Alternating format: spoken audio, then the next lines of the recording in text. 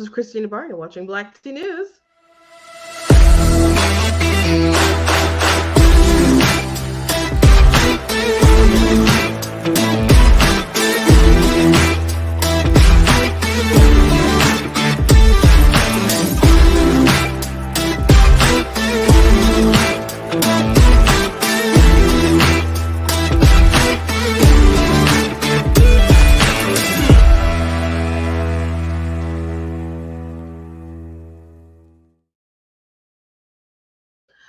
Hello. Welcome to Black Tea News. I'm your host, Christina Barnes. Today we're going to be talking about how, Super Tuesday happened yesterday.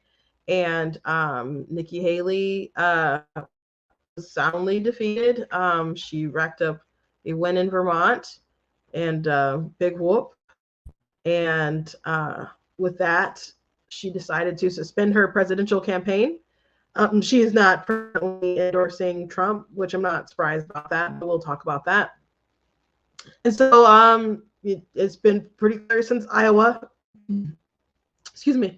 that he had a pathway to victory, and she was not going to be able to stand in the way in that. So it was made obvious last night. And so she, I guess to her credit, finally decided to acknowledge that. So, then there's just him now, basically, and he has a nomination. Not quite yet, but it's obviously going to be him. Obviously, it's only him left. So we'll be talking about that. Also, a friend of mine, a mutual online, she shared her story about how she was coerced to get an abortion by her father when she was young, and so she wrote I would say, pretty powerful post, and some responses to it are pretty interesting. So I wanted to share that with you guys. Also, the Mary Sue, they're like a entertainment website, but they skew left. And they wrote a piece about how Republicans, basically, people are expressing, apprehension about the new X-Men TV show that is a continuation of the X-Men cartoon that I grew up loving and getting up to watch on Saturday mornings. And this cartoon, people are concerned, like, oh, I hope it's not woke. And they're saying, well, Republicans, this isn't for you. Which, you know what, I've been saying for a minute, which is funny because I'm sure Disney wants money from people like me. But I know their content isn't for me. So I don't know if this is the message that they're putting out there, that Disney actually wants people to read and respond accordingly. But we will go through that article and their thoughts on that. But before we jump into everything, I want to encourage you guys to go to blacktnews.com, check out different content on the website, different articles, videos, etc. If you like what I do here, please consider leaving a donation at blacktnews.com/donate, because it does cost a stream, run a website, all that stuff, so you guys can support. I do very much appreciate that. You guys give stars for watching on Facebook. If you're watching on YouTube, you guys can send super chats. If you're watching back later, you guys can send super thanks. You guys can check out different merch like mugs and t-shirts available at blacktnews.com and other things as well. At the store, you guys can check out my different books that I have available to you guys can read. I have 2 nonfiction books and the rest are fiction. So go ahead and check out my stuff. I love to write, and I appreciate those who've decided to give my stuff a shot and have liked it. Not just my my fiction books, but also my nonfiction stuff. Like, of course, God is blatantly against abortion. So that's available on Amazon and also Barnes & Noble. But all my other books are just available on Amazon. And if you go to blacktnews.com and hit the merchandise page, you'll be able to find a banner link to my book website where you can learn some more about all my stuff. So sorry I'm a little late today getting started. It wasn't recognizing the camera, so I had to restart my machine. There's something else that's taking up the camera, and I'm like, no, there's not. And I'm like getting rid of everything except the StreamYard thing, and it's still like, nope, something's taking up the camera. And so I just had to restart the machine. So anyway, we'll get to it. By the way, I did tell you guys that I was going to go see Dune last night. Yesterday I mentioned that, and I did go see it, and I thought it was good. I watched. I didn't. I haven't read the books. I didn't see the original Dune film series or whatever it was back in the day. On Monday night, I decided to watch Dune in preparation of seeing Dune 2 because there's a lot of really good word of mouth. And my family, when they talk about Dune, all they would say is, "Oh, it was really long." That's all they would say. No other details about anything else was going on. They would just say it was really long. And they kind of gave me the impression that I wouldn't really maybe need to see the first film to understand the second film. And they didn't say that in those exact words. But but I think someone asked and they kind of shrugged like, eh. But I'm really glad that I watched the first one because I would have been very, very lost watching it.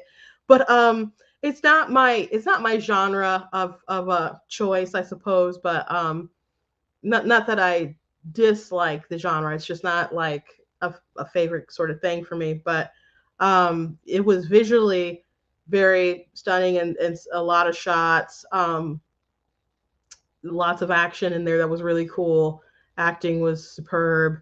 Directing was very good. So this is savvy. It was like Oscars start, nominations start now, and yeah, I can definitely see some of those things, making a play for the big wins. So I I don't I don't know if um I don't know if it's overhyped or not. It's just not my naturally something that would get me super excited. Like people are like, "Oh, it's our generation's Lord of the Rings." Well, Lord of the Rings didn't excite me like that. It just did. So I'm one of those weird nerds, I guess. Uh, but yeah, I can see why so many people are gravitating toward it. So, but yeah, it was a really visually it was a visual feast for sure.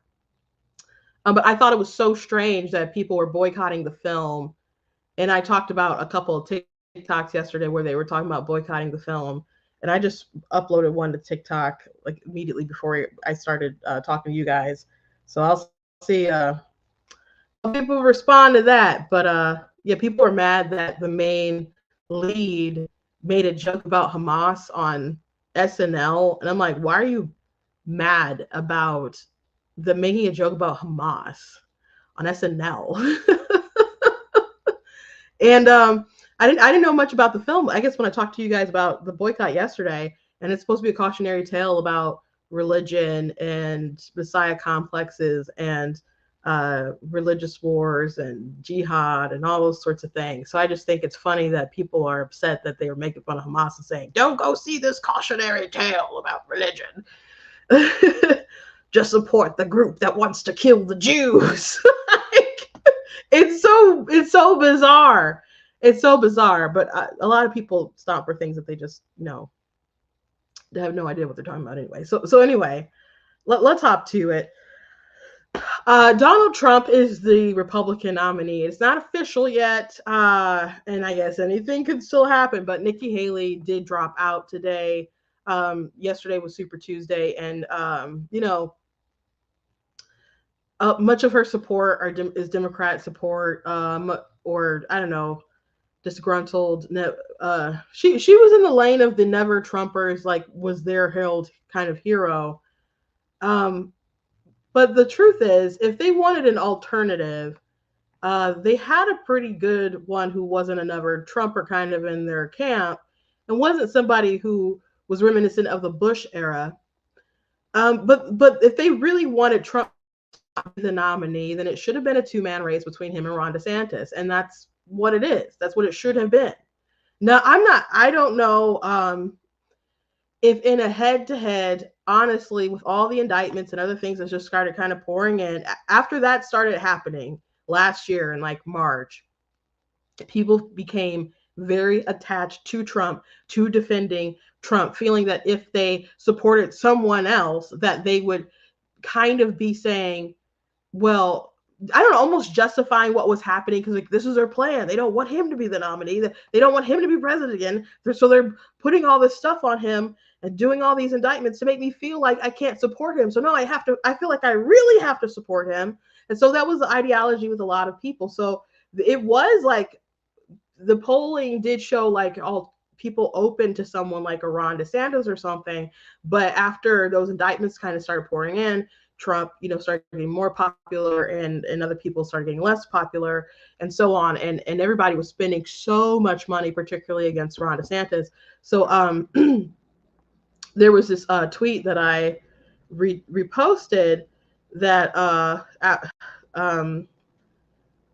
that I thought was really true, and this wasn't even something that was posted recently, but they just reshared it just because of what happened with Nikki Haley last night, flailing, and they said Nikki Haley is the absolute hubris of never Trump. They were offered an alternative who wasn't in their tribe, but enjoyed extremely high favorables among Republicans. So I'm Ron DeSantis, and they couldn't just be happy. Instead, they had to go for the Bush era gold, and now they'll get nothing, which is absolutely true. They couldn't go for an alternative that just wasn't quite in their group, in their club. That's why it was funny when people were like, oh, Ron is just, I don't know, trying to make it seem like he was an establishment Bushy or something, or deep state, or it just the silliest sort of things. But yeah, they really wanted Haley. You had that Coke money that poured into an absurd amount into Haley, and it just wasn't going to go anywhere. I think she probably could have did okay, perhaps win in a general election. But her getting the nomination, especially after lie after lie after lie after lie, and I mean obvious things that we could fact check, and there's like playing video for again and again and again, and it just doesn't show a great respect for the voter. So she did drop out, and so she has not endorsed Trump yet. And she said that Trump needs to still fight for those votes. And you know what? Whatever. She did sign a pledge, though. That's my contention with her, and is going to be that she did sign a pledge to the RNC to get on the debate stage. They made everybody sign it. Now you could say, well, Trump didn't sign it, so they have no loyalty to him. Well, that's a reasonable thing if that's what the pledge said. If that was what the pledge said. If the pledge was like, by the way, this isn't relative if the person doesn't actually also sign the pledge, if they don't also agree to support the nominee, then I don't have to support the nominee, which I don't know why the Republican Party would do that. Because at the end of the day, the Republican Party is supposed to be a vehicle to Republican victory. So even if you don't like this person and that person, and even if the person didn't sign the pledge, they still want everyone to come along and uplift that person anyway. So maybe making that stipulation isn't something that was in the best interest of the party one way or another. But the point is that Nikki Haley did agree to support the nominee. And if anything, she should be like, we can't afford, I mean, this is stuff she said, we can't afford a Biden win. And as much as I don't like Biden, the thing that would be worse is Kamala Harris actually taking over as president. So in order to stop that, there are things I definitely didn't like about the Donald Trump administration, and things that I disagreed with that I would say to him face to face, and I've expressed on this campaign trail. But we can't afford Biden, so I'm going to honor my pledge and support the Republican nominee so we can do the best we can to try to turn around this country. She doesn't even have to make it about Trump or supporting Trump as a person, etc., blah, blah, blah. So she could just honor her pledge in that sort of way. Now, in general, I don't think everyone has to just because you're supporting someone, like you're going to vote for them, doesn't mean that you have to go out there and be like, I endorse them. It's not something that you have to shout from the rooftops and evangelize for them or something like that. If you just want to be like, yeah, I'm going to vote for them, and just kind of leave it at that. Because I feel like an endorsement is a stamp of approval. And you don't always, with voting, you don't always necessarily get what you want.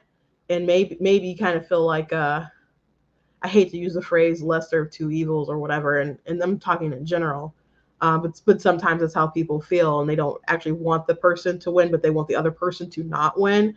So just because you're going to vote for someone, I don't feel like you have to endorse them. Does that make sense? But she did make a pledge. She did make a pledge, and there were some people like, you know, I'm assuming Chris Christie had to have signed the pledge because he was on the debate stage, but he was just kind of like, "Not Trump. Trump sucks. I'm not. If he's indicted, like we're gonna support someone who's indicted. That's crazy, you know." So he took a firm kind of public stance against that, but no one else sort of had that strong uh, repel Trump kind of energy, and including Nikki Haley. Now I don't know if people are suspecting the comment about he'll have to win over the people who's like supported me. You know, if that's a play for the nomination, I don't know. It's kind of desperate. If she wanted to make a play for the VP spot, and he could still be considering, I don't know, but she probably should have dropped out a little bit earlier than Super Tuesday. I heard rumors about her actually being the person they were leaning toward. I don't, which Trump, all this stuff is probably so in flux, I don't know. But those people who were saying that also was like, she's supposed to drop out earlier than what she did. So Trump doesn't have to do, you probably feel like he doesn't have to do that. He's right now appears to be the favorite in the general. If Biden wasn't so crazy or determined to appease the craziness in his party, then Trump probably wouldn't be the favorite. But right now, Trump is like the moderate in the race, which I'm not happy about with some of the stances and stuff that he's taken. But he is the moderate in the race compared to Joe Biden. You know, Joe Biden's age and incompetency and other things like that don't give people confidence. And people might not like Trump, but they kind of still feel like he's at the wheel. You know, so, and yeah, so I don't see the if she's trying to play for VP, she doesn't have she doesn't have that leverage unless some of her donors are like, we're gonna, if you pick Nikki Haley, we will pour in an extraordinary amount of money, including money that you could pay for some of your legal bills, etc. Blah blah blah. And if they do that, maybe he'll be open to that. But there's a lot of Trump people who would be very upset if he did that. But at the same time, he'll probably make them get over it. Like, you know, he's made them get over a lot of other things, or just learn to live with other things. So we'll see who he ends up picking.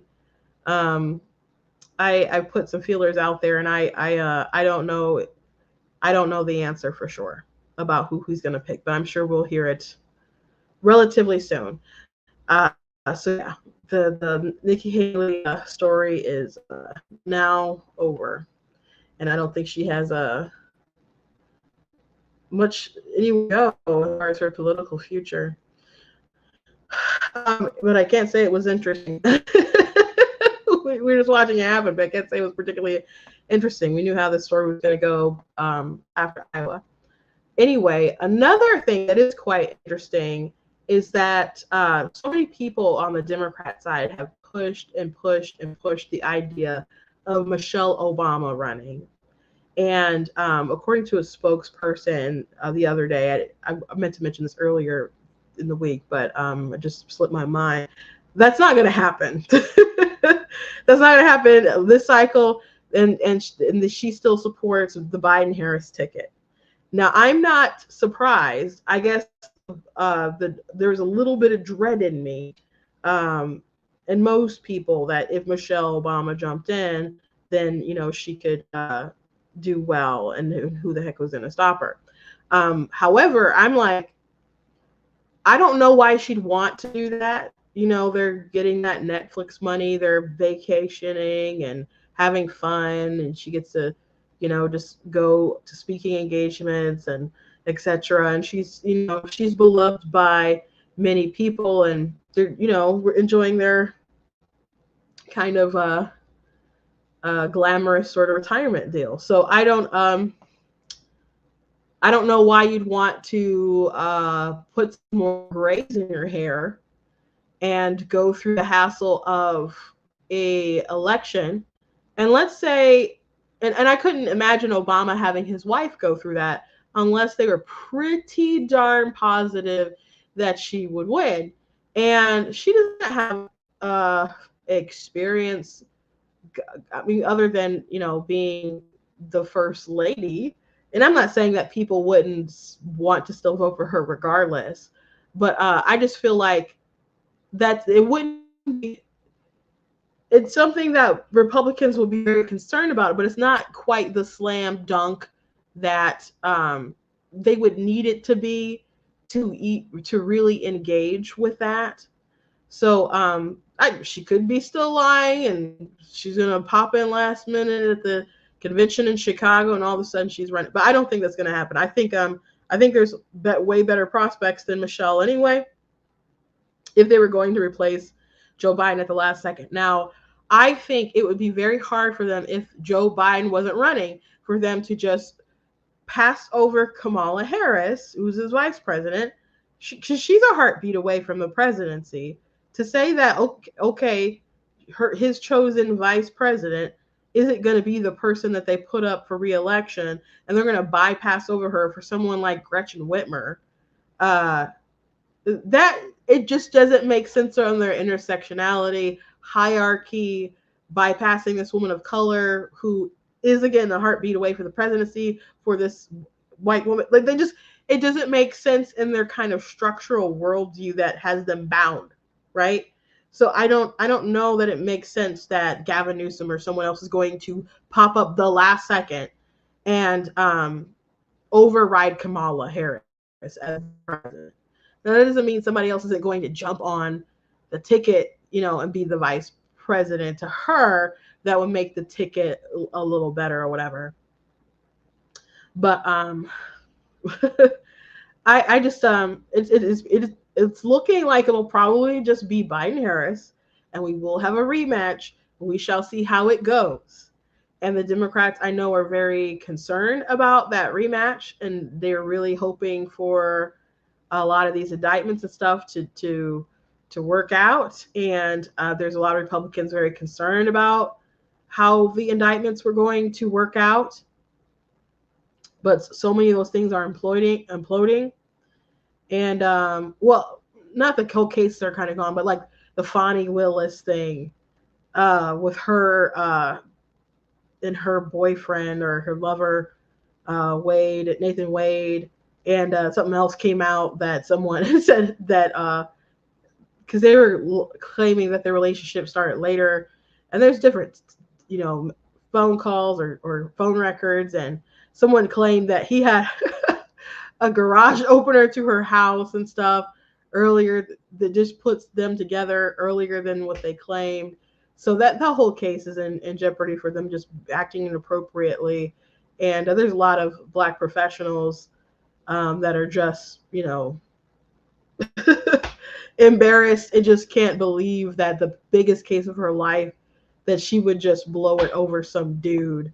And in that case had, I think, a real possibility of really doing damage to Trump, especially like a live, court proceeding that be aired on TV and other stuff like that, right as the election is about to happen.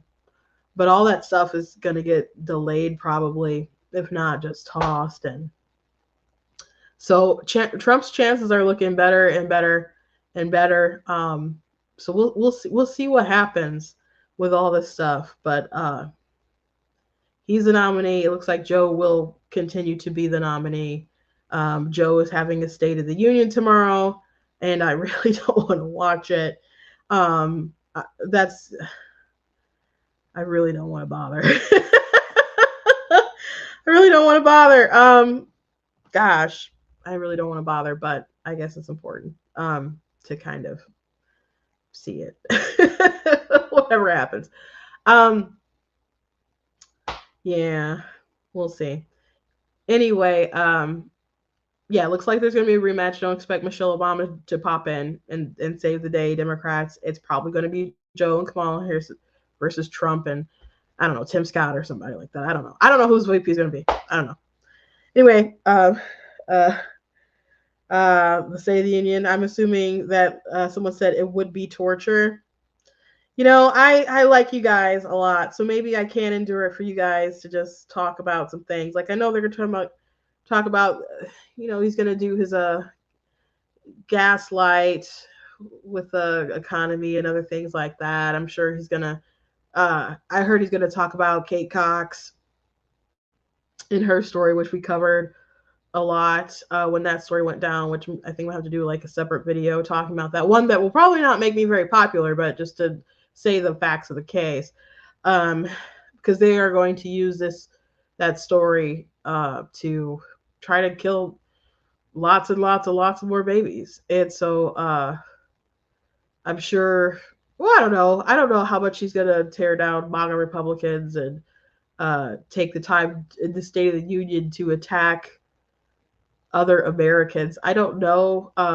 There was one video that was pretty gross that I have to show you guys. The other day we talked about how there was a young woman who was killed by an illegal immigrant, and they just sort of the White House was asked about it. I think where is it? I know I can't remember if I retweeted it or I liked it so I could kind of bookmark it. I think maybe I tweeted it. So I think I said something about it. I think I said the nerve. Yep. I said what nerve. So I want to show this to you guys because it's pretty ballsy in the worst kind of way. One, yeah. Will President Biden publicly address Laken Riley's murder, allegedly at the hands of an illegal immigrant who was released by law enforcement multiple times on Thursday night? We want to always be sure that we lift up the families who have lost their loved ones in that way. I would be remiss if I did not continue to say that Republicans rejected a bipartisan proposal that came out of the Senate. And so if they truly cared about what was going on at the border, if they truly cared about this immigration policies and trying to fix that, trying to move forward in a way where we have a tough and fair law, they would work with us on it. They wouldn't listen to the former president who is clearly telling Republicans to reject it for his own political gain. And that's shameful. One, yeah. Will President Biden publicly address? So she said she would be remiss if she didn't mention that Republicans don't want to take their crap bipartisan deal on the border, which would not really solve the problem. Yeah, yes, so you're talking about hiring more people, but they just want to hire them to do kind of more processing faster to get people into the country, not to actually deter people. So remiss means negligent in the performance of work or duty, careless, showing neglect or inattention, lax, etc. No, you wouldn't be remiss to not mention that. Scummy to bring it up and to phrase it that way. If that's the way they want to play this, if that's the route they want to go, they can keep trying that. But the truth is, anyone who knows anything knows that as soon as Biden got into office, they started doing things to undermine Trump's policies at the border. And he did not wait for a Congress to act for him to be able to stop anything. They immediately did executive actions to pause things on the border wall and deportations and other things like that. But the most important thing that he stopped was the Remain in Mexico policy. They sued to stop, like they didn't want the emergency things in place for like people coming with COVID. They did all sorts of things to try to stop people from protecting the border. They came after Texas when they were putting up the barriers and stuff. So this idea that we're somehow going to shift blame to Republicans because they won't pass a bill that wasn't great and say, well, I can't do anything. When you did things in the first place, like first day on the job, you made it your mission to basically increase the flow, did things that would increase the flow. And now you're going to pretend like you can't do anything unless you hire some more babysitters to usher people into the country. So when there's a young woman who died because someone in the country who committed crimes other than the crime of just illegally entering the country, they shouldn't have been here. They should have been deported immediately. But perhaps maybe they wouldn't have been here if they were deterred from knowing that there were strong border policies, to try to shift that back on the Republicans is just egregious. It's disgusting, but that's what this administration does. And I'm pretty sure the State of the Union address will have more things that are similar to that. I don't know who's going to write his speech. And I don't know if it's going to be these brain dead sort of point the finger kind of mentality, or is there going to be, there's not going to be any accountability, but is there going to be anything kind of like aspirational to speak to Americans to like, we will change course. He doesn't have to mention that they're changing course and put himself on blast. He could just make tomorrow a different turn of events to try to pivot to be moderate. But I don't see that happening. I don't know who's writing his speech, but he has cuckoos in his administration that are so far left, and their route that they want to go is just causing division. The crazy thing is that they want to say that Trump is so divisive and MAGA is so divisive, and I'm not saying Trump isn't divisive or whatever, can't be divisive. But these people are so far ahead of him in that lane. They're so far ahead of him. So to show you guys something else, when they were talking about the election last night, and they had all these different narratives to what happened and etc. Joy Reid, you know how much we love Joy Reid here. She decided to say that the Republicans were voting based on race, and they don't care about economics. It's about race, which is wacky. But Republican voters don't vote that way. They don't vote based on economics or based on the benefits they're getting economically from the president. They're voting on race. They're voting on this idea of an invasion of brown people over the border. The idea that they can't get whatever job they want. A black person got it, therefore drive all the blacks out of the colleges, get rid of DEI. That is what they're voting on. They're just voting specifically on racial animus at this stage. It isn't about economics. No, but Republicans. Okay, so if you don't think exporting millions upon millions of people into the country doesn't impact economics, you're crazy. If you don't think this DEI stuff isn't impacting economics, you're crazy. Because if people are going to go out their way and hire and even like blatantly say that, hey, if we have two candidates and they're pretty good, the resume is pretty identical, but this person is black and this one's white, I'm going to pick the black one, which you're actually not supposed to do that. Mark Cuban said something along those lines and got busted by like the government on Twitter saying like, nope, that's not how it's supposed to go. That's actually, against the Civil Rights Movement Act and stuff. So, but if that's the way that people are thinking and they're hiring or promoting, and people won't say that stuff out loud because people get in trouble, whatever. except if you're Mark Cuban, I guess you'll say it out loud. But those things absolutely impact people's economics. Absolutely. All these things impact people in so many ways.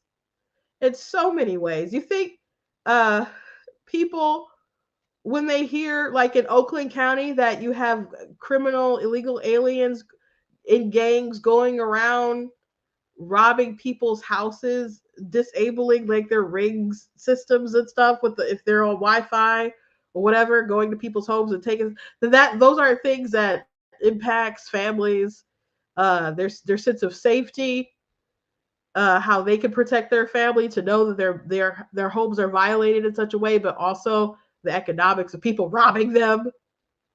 So many things come back to the economy and safety, etc. Like those things are important to people. But the funny thing about Joy Reid going this route is that she's the kind of person who absolutely cares all day, every day about race and those things taking precedence over economy and so on. And I don't know what they think of Joe Biden is doing for me economically and other people economically or whatever. You know, you have to be specific to me because I sorry, ma'am, I missed the memo in the chat. Whatever you think is happening here. So yeah, this idea that everything is just race, and people don't care about other things, it's silly. It's silly. It's silly. And to pretend that these people, that's not at the forefront of their minds, when they literally have Democrat platforms. You go look at the Democrat platform right now, it will say that they don't believe in race, in neutral race policies. So in other words, you want our laws, our systems to be racist, to prefer one race over another, for you to pick winners or losers. So if you're not in the winner category of how you want to rig the system, how does that not impact people economically in all sorts of other different ways? So I can't stand these broads, man, at MSNBC. But they were also making fun of people who in Virginia,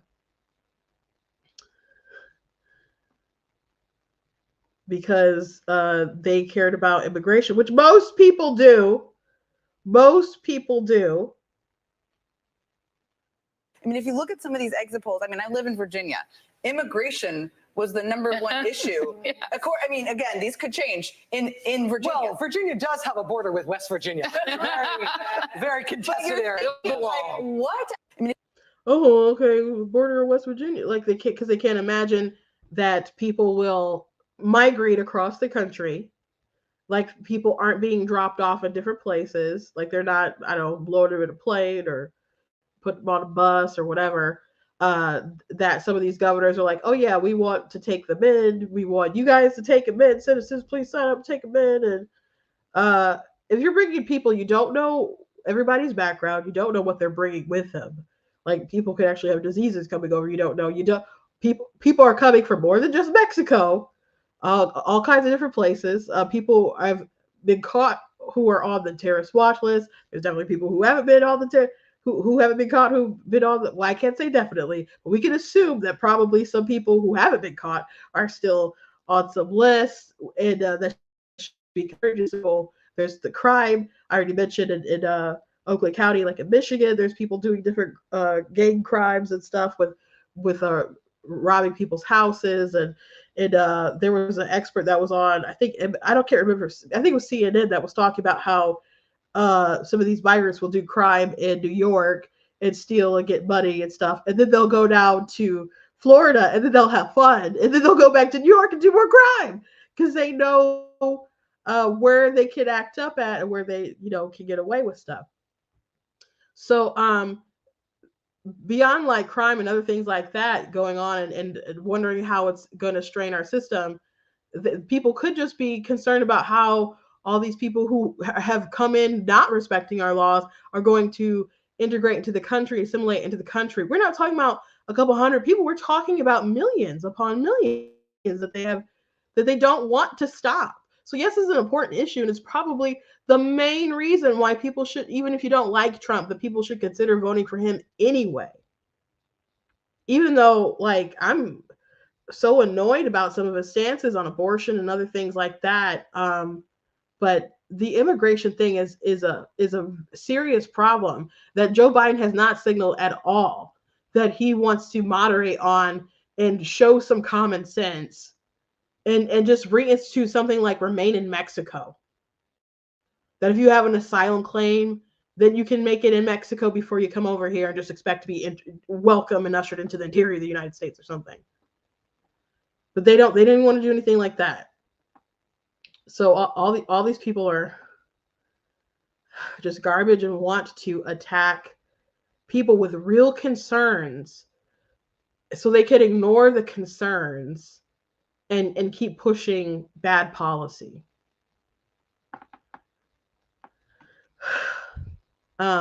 Anyway, I want to share this post that a friend of mine wrote about her abortion experience. Now, I've shared her story on, and it's got a lot of views and stuff on it. I reposted one of her videos where she was talking about how her parents took her to the abortion clinic and how she was coerced into it and everything.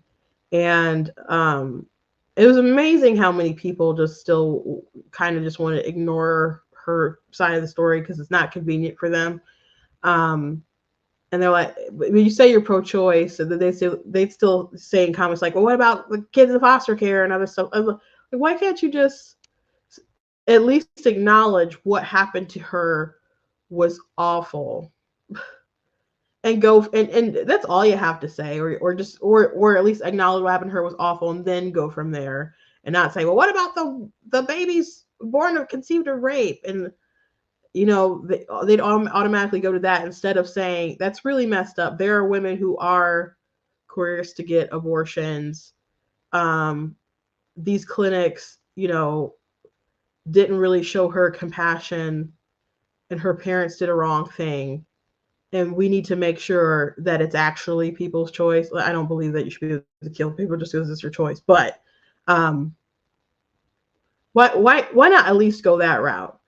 But so she shared this post, which I thought was quite good. She said, I was a girl who hung her head low, being led into the abortion clinic. I was the girl led by her father, uncomfortable, scared, and coerced. I was the girl too scared to make eye contact in the clinic, showing every sign of coercion, but no one cared. I was the girl not even given a consultation or asked if this was my decision. I was the girl who was given drugs to knock me out, and only after being administered asked if it was all right that 3 male med students came to watch. I was the girl who was moved through the clinic like a cattle line, treated with a goodie bag at the end with 1 month of birth control, and sent on my way. I was the girl that pro-choicers scream about, telling everyone who is against abortion to leave alone, to ignore and turn away, because I was just making a choice. It doesn't matter who was actually making it, or that Planned Parenthood staff had no care for me as a patient. As long as they can be the ones to turn a blind eye, they can ignore the endless line of young girls and women who are in the very shoes I walked. There will be plenty who scream here, that's not really pro-choice, that was wrong. But you're not the ones out there caring for the girls like me. You're the ones on the inside scurrying me along, blaming everything on those evil pro-lifers. The desperate eyes, the tears, the uncertainty, only existing because of those awful people offering help and other choices. Yeah, that's pretty powerful statement there. And another thing that did happen to Albany here, she did ask to about her when they did like the sonogram and stuff in the picture or whatever. Well, she wanted to see the baby, and they're like, well, you won't be able to see anything or whatever. And then she didn't realize that they had lied to her till years later. She ended up being pregnant again, and she was at the clinic and stuff, and so she could hear her baby's heartbeat. And it was around the same time when she had an abortion, and she was like, "Oh my gosh, these people lied to me." Because actually, after this, she was on a pathway of, a lot of people after abortions, even situations that were traumatic like this one, they cope and they decide to kind of hunker down and become really, really pro-abortion. And so she wanted to have a career at Planned Parenthood. But once she realized that these people lied to her, she was like, okay, I'm going to make these people my enemy. She's like, I'm going to be their worst nightmare. So what happened to her was not good. Even if you are a pro-abortion person, but she made the point that if there was some kind of pro-lifer out there who cared about actually, hey, do you really want to go through with this? They don't want people like that to stand in the way, to ask those questions, to let those doubts seep in and stop this process from happening. They don't want 24-hour waiting periods or 48-hour waiting periods. They don't want women to have to see their sonograms or hear their sonograms or whatever. They don't want anything that can deter women from making a different choice. And especially the abortion lobby in particular. And you can go look at like Planned Parenthood advocacy. They don't want that stuff. They don't even want parents to necessarily have to be informed when their minor goes to have an abortion. They think it should all be just it's a private matter. It's a private matter. It's a private matter. It's a private matter. They don't want this to stop at all. They think it's wrong when someone is out there trying to help these women and have like a pregnancy crisis center. You had Gretchen Whitmer who defunded money for pregnancy crisis centers and appeals to have like an adoption over abortion. In Minnesota, you had Keith Ellison who wanted to go after pregnancy crisis centers. You had Elizabeth Warren who's just finds it terrible that they outnumber abortion clinics 3-1 in her state. They're very, very against these clinics that exist to try to make sure that these women don't kill their babies and that they try to help them make a different decision. When I posted that my church was having a worship gala and we were raising money for a life drive where we give items to a pregnancy crisis center, there was somebody on there like, well, how many kids do you foster? I'm like that. Like what? Even if you're pro-abortion, why aren't you happy that there's people out here trying to do a good thing for women and their babies, to get them diapers and cribs and toys and wipes and baths and all sorts of things? Why isn't that a good thing? Why isn't that a good thing? Because we are a cult of death. And there's people who did it themselves and want to feel justified in what they did, even if they have regrets about it and sometimes dream about their babies that they killed or weep about the babies they killed. They'll still stand by what they did and fight for someone else to do it, or they know someone else who did it and they had regrets, so they want, or they know someone who did it, so they want to stand by and say, don't demonize these women because my friend did it, etc. Blah blah blah. Okay, but why don't you want to at least convince people with all that you have to not do it? Even if you think it should be legal, which is a bad thing, obviously shouldn't be legal. But even if you want it to be legal, why don't you want to actively work to make sure that it is not option A, not option B, not option C? Like if it is actually killing a human being, it should be all the way at the end at option Z. So Albany, she had posted some things that people wrote about her post, and I haven't gone, I'm sure there's probably more examples, but there was something that someone said about it, and I'm not surprised, and I'm sure there's plenty more. So let me show you this post that she wrote with some of the responses she got. She said, "This is why pro-aborts give me a chuckle. Many," and by the way, I've seen people write like awful things, such terrible things to her. This is why pro-aborts give me a chuckle. Many, particularly the men I notice, pro-choice men are like, super to me. Say the quiet part out loud so often. They will condemn people like my dad for coercing me into abortion, saying it's not really pro-choice, then turn around and justify it. Say he did the right thing by pressuring me so heavily into a choice I didn't want. The irony. Okay, so this person here said, sorry about your story. My wife still deserves to make her own choice for her own body. And this is so icky to me. This is so icky to me. If you're a man and you won't stand up for your progeny, you don't deserve the balls between your legs. I'm sorry. It just upsets me so. It's so like anti-masculine to be like, yeah, it's like, oh yeah, totally not gonna stand up for my progeny. Yeah, that's not my choice. That's her choice. Like is that not your kid? Is that not your kid?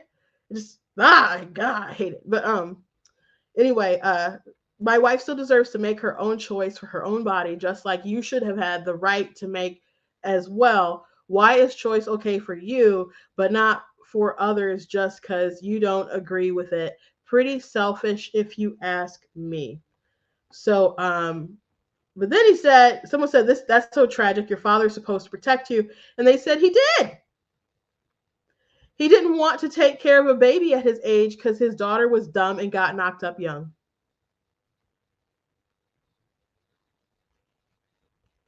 So he justified what that man did to his grandchild as he defends his wife's right to kill his children. Killing children is not the solution. And you know what? We don't think that's the solution when it comes to anything outside of the womb. We don't. So what is this here? What is this here? So she gets comments like that all the time. I'm not surprised to see it, but it's still gross when it happens. It's still gross when it happens. So if you're watching this, I just want you to know, if you're pro-choice, to really consider, are you that person who would have been just ushering her into the clinic and not saying anything? Because I have a friend, and I did an interview with her some time ago. Her name is Ronquel, and she told her abortion story in her book. We talked about it, but she, fought up to the last minute, kind of wrestling the idea of should she do it, should she not do it. So she ended up having an abortion like late into the second trimester. And when she was having her operation, which is a multi-day procedure, the anesthesia wasn't working. So she like cried out, passing out in pain and stuff. So I just can't imagine like the doctor seeing her upset and just going up, still being like, okay, let's let's proceed, which they probably, I would assume, see something like that all the time. But would it be so awful to say, are you really sure you want to do that? And she said if she probably would have had that like last question asked, then she probably would have changed her mind. Like some people just need to be assured, like, hey, it'd be better if you did this, and you can do it. You absolutely can make it. You're strong enough. Life happens at us and comes at us all kinds of different ways we don't expect. That doesn't mean you're not built for this and that you're not strong enough to succeed. And you can still have a life for yourself while making a life for this new life that you've created. You can do this. And I would hate to see you live the rest of your life thinking that you made a massive mistake here, because you can't take it back. You can have another child, maybe, but it won't be this child. You can't take it back. Would that be so awful, even if these doctors were still doing these procedures, that they had enough compassion to see the anguish on these women's faces and say, you don't have to do this? But of course, why would Planned Parenthood or other clinics employ such people when they rake in so much cash from the abortions. So I just thought it was worth sharing Albany's story. I see someone said that they were unsubscribed. That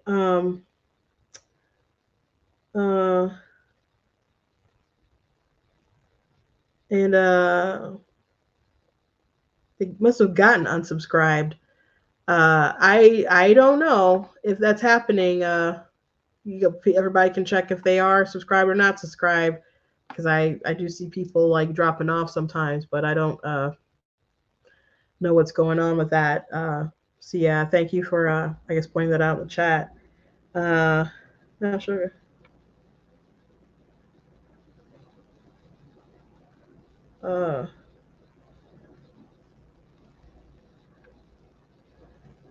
Maybe you have already discussed, but National Guard is taking on New York subways now. Why National Guard and not cops?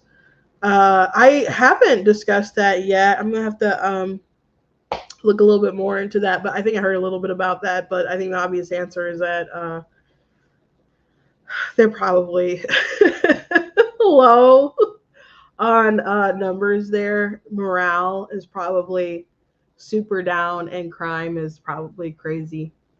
And you definitely can't have good Samaritans doing stuff, because they'll be arrested, especially if they're white. So especially if they are white. Last thing I want to talk to you guys before I let you go is this article from the Mary Sue. And it's pretty funny. It's pretty funny to me. So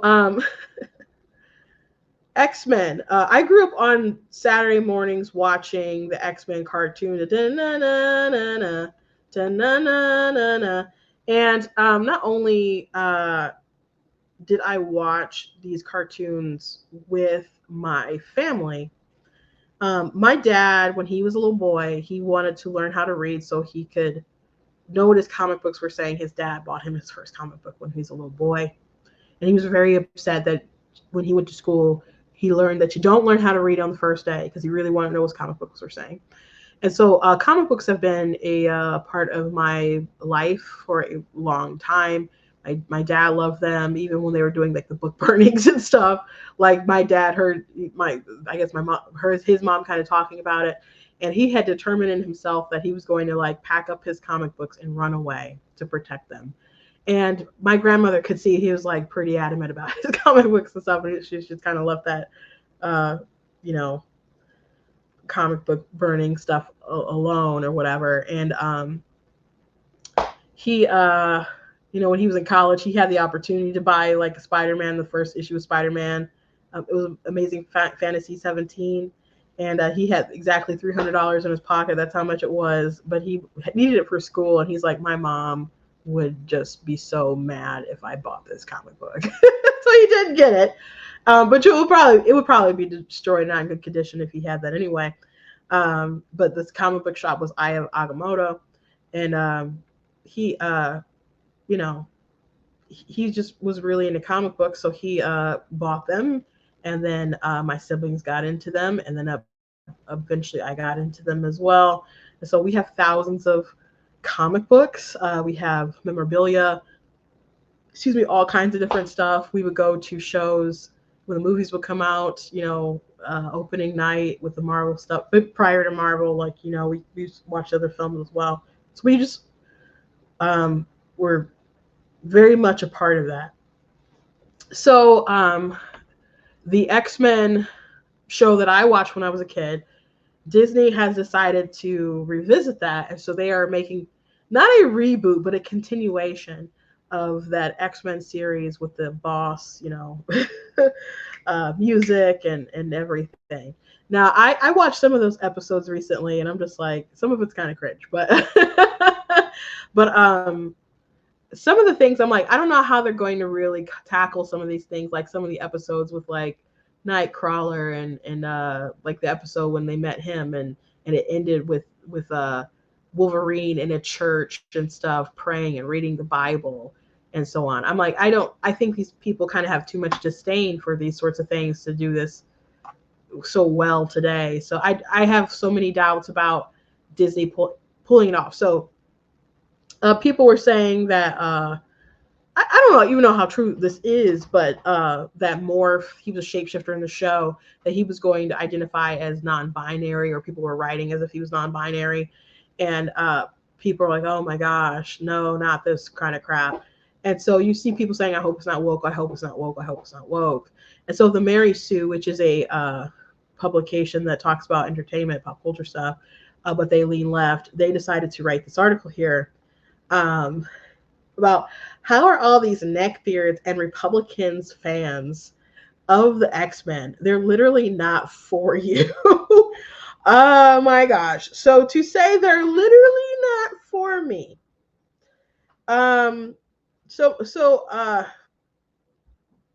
Just thinking about all the money that my family invested in these things. And I know I'm not like their presumed Republican, me being a female and black and all everything, but I am. And my dad, he always had conservative leanings, very religious person, but he didn't officially kind of become a Republican until about I don't know, sometime before the 2000s. So still a long time being a Republican. But my oldest sister, she was in school and had a teacher that was, and this was in a Pontiac Central, which was Pontiac is like an urban city, a little north of Detroit, and so diverse school, a lot of African Americans and stuff there, and so the teacher just had some things that Republicans and Democrats and conservatives and liberals or whatever believe, or whatever, and just took a test. And most people found out in the class that they were actually conservative.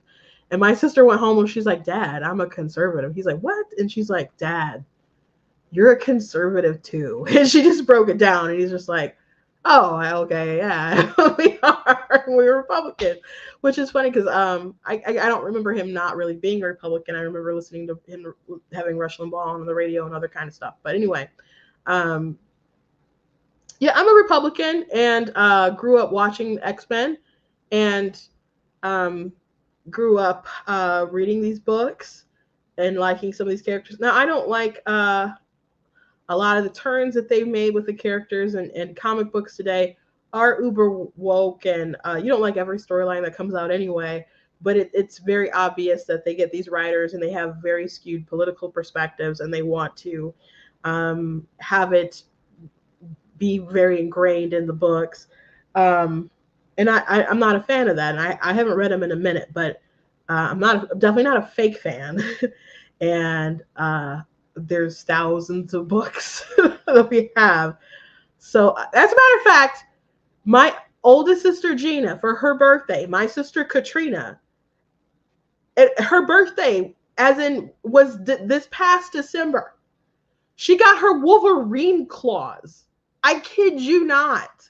I kid you not. She loved the Logan movie so much. My dad watches these films all the time, not just X-Men films, like all the like Marvel stuff, all the time. Too much. But these people saying it's not for us is pretty wacky. So let me go through the article.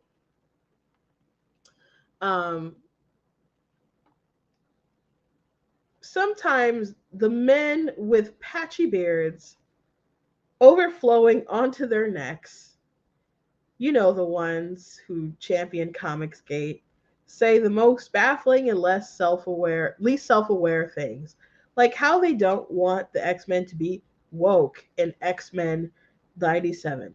Yes, those X-Men, guess they just never paid attention to the story. Let us look at what comics legend Chris Claremont said about the X-Men in 1982. The X-Men are hated, feared, and despised collectively by humanity for no other reason than they are mutants. So what we have here, intended or not, is a book about racism, bigotry, and prejudice. This makes sense since Stan Lee and Jack Kirby were inspired by the civil rights movement to create superheroes. Now, this isn't true. Stan Lee was inspired to. I'm not saying that there aren't things about the civil rights movement and plights of different people that did not speak to the, you know, and inspire different takes or whatever. But Stan Lee needed to make more characters and didn't feel like making a bunch of backstories for how each one got a superpower. You can only write about a radioactive spider and gamma radiation so many times.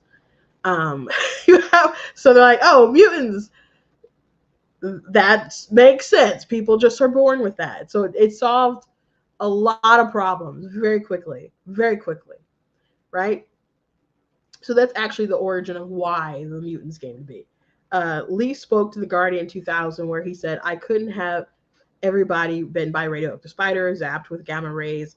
And it occurred to me that if I just said that they were mutants, it would make it easy. Then it occurred to me that instead of them just being heroes everybody admired, what if I made the other people fear, suspect, and actually hate them because they were different? I love that idea. It not only made them different, but it was a good metaphor for what was happening with the civil rights movement in the country at the time, etc. Why is all this important? Because those Republican / alt-right voices trying to make it over the comic, trying to take over the comic universe have been loudly screaming that they don't want these characters to be turned into some woke thing. Have you met the X-Men? The definition of woke, according to Merriam-Webster, is aware of actively attentive to important social facets, societal facts and issues. So kind of what the X-Men always were. I wouldn't really define woke as that, but the point is that the origins of the X-Men are connected to injustice and function as a metaphor for any marginalized community. So when men yell into the void angrily about inclusion and diversity, they are missing the entire bleeping point of the X-Men franchise. How classy of them. There have been allegories to HIV/AIDS in Marvel Comics history, amongst many more connections to complex human rights issues. What I'm trying to say is that acting like X-Men are suddenly woke is laughable. What you're telling me is that you never paid attention to the X-Men, and yet all these clowns watch X-Men 97 trailer and made comments about how they hope it's good and not woke. They've become enraged because Morph is non-binary, which no, he's not, which makes sense given the history of X-Men. They are so loud yet wrong. You're loud and wrong. Nobody's non-binary. You can own as many action figures as you want, but if you don't understand what these characters are trying to teach you, you have wasted your breath and time posing as a fan. So, that's her article there. Okay. Let me see if that's Rachel there. Rachel Leishman, she/her, is an assistant editor at the Mary Sue. She's been a writer professionally since 2016, but was always obsessed with movies and television and writing about them growing up. A lover of Spider-Man and Wanda Maximoff's biggest defender. She has an interest in all things nerdy and a cat named Benjamin Wyatt the cat. If you want to talk classic rock, music, or all things Harrison Ford, she's your girl. But her interests span far and wide. Yes, she knows. She looks like Florence Pugh.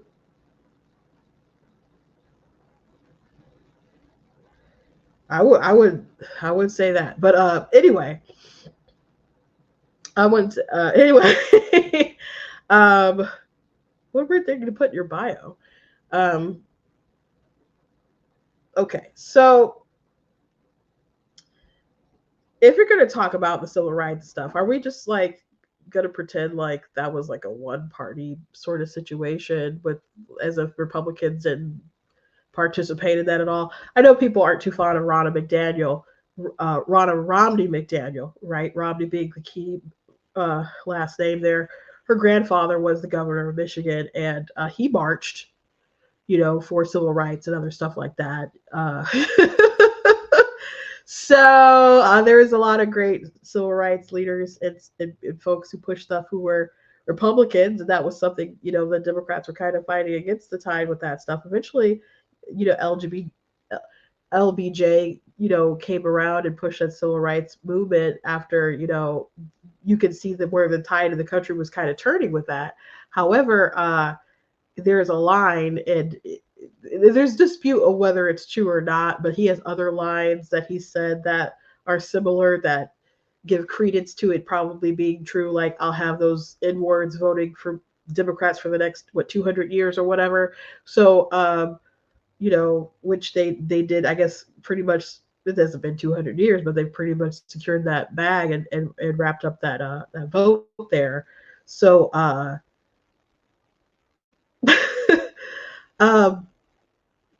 to say like, oh, it's not for you Republicans because civil rights.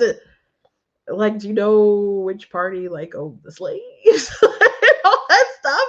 And I know people respond with like, oh, party switch, but the people who were the Democrats who voted against the Civil Rights Act, you might find two of them who switched and became Republican, but they died white racists. And you had Joe Biden who eulogized a Klan member who was in the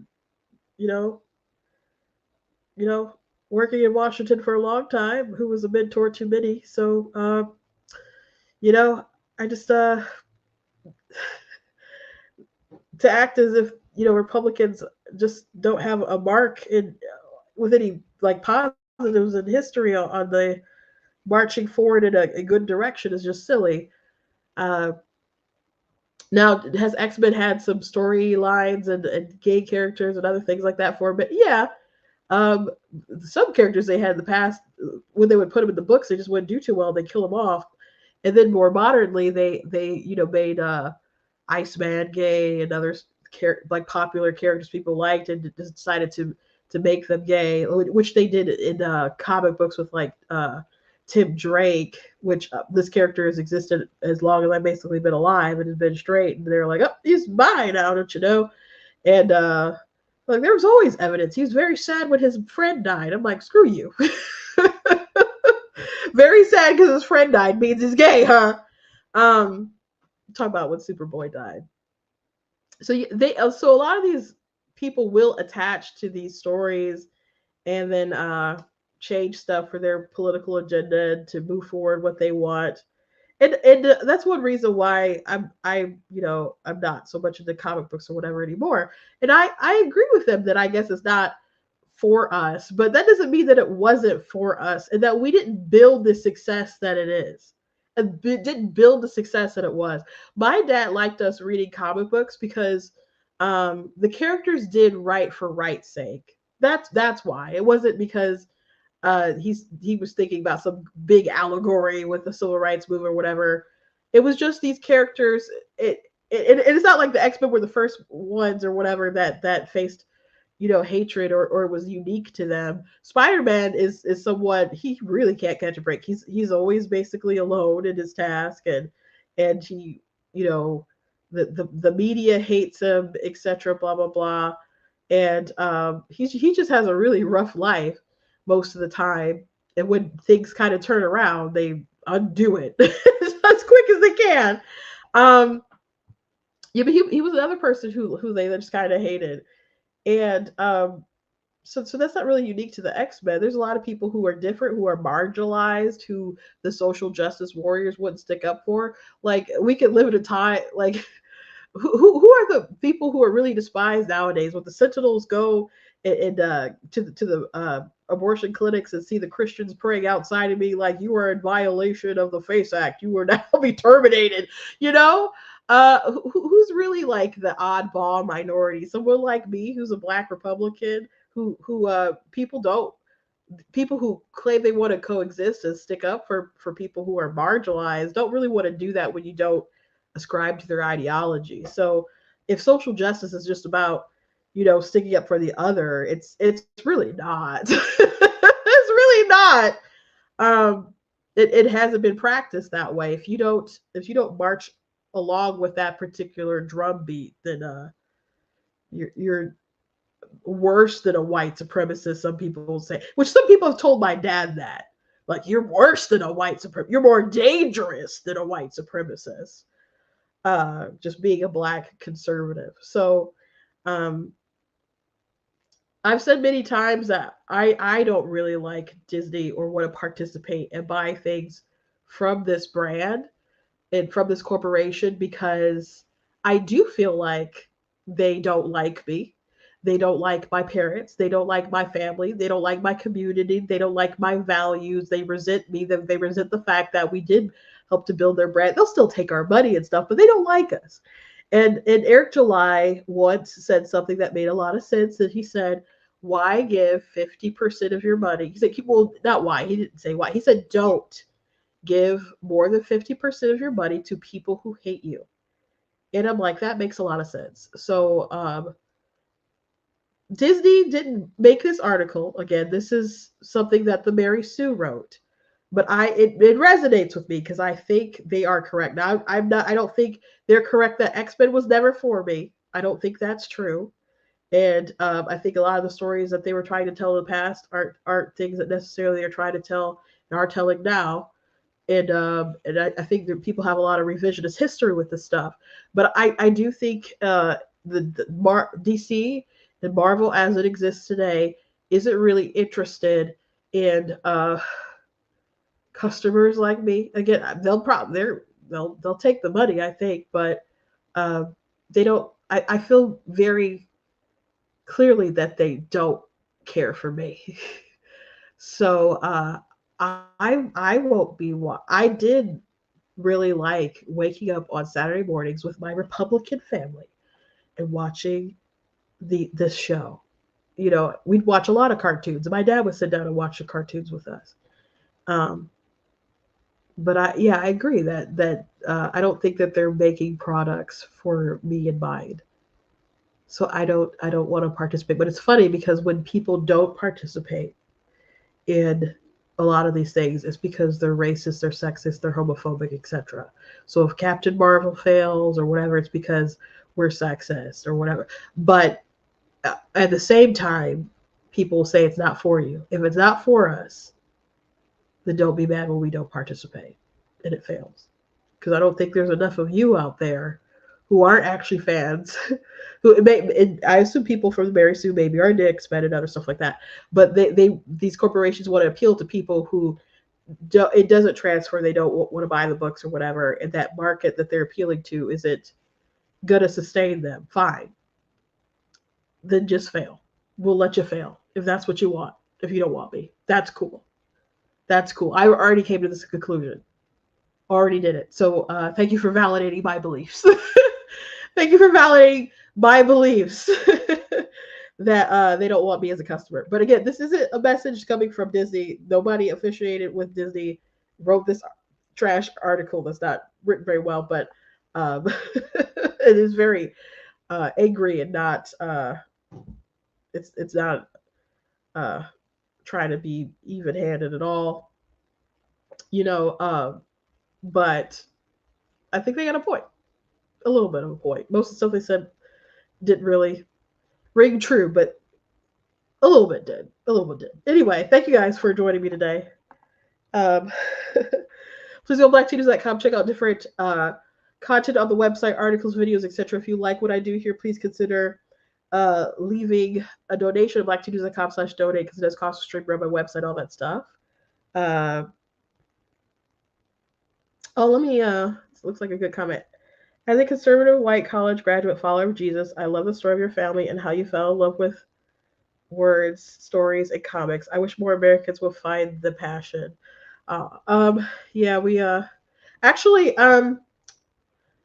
how my older siblings got into reading comic books, my dad went to, they drove from, we live in Michigan, they drove to Calgary in Canada for a missionary trip. And he's like, okay, if you're in the front seat, you got to be praying.